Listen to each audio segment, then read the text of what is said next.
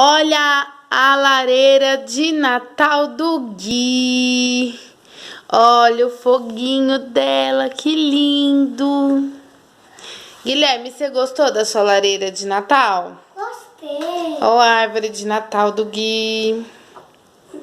Agora a gente vai esperar quem, Gui?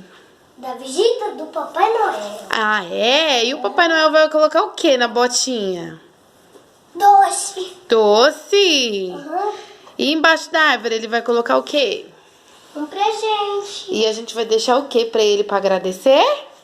Um biscoito e um dadinho. Ah, é? Uhum. Você gostou da sua lareira? Gostei. Dá um tchau então agora. Tchau, pessoal. Se tiverem gostado, deixem o like, mandem um joinha.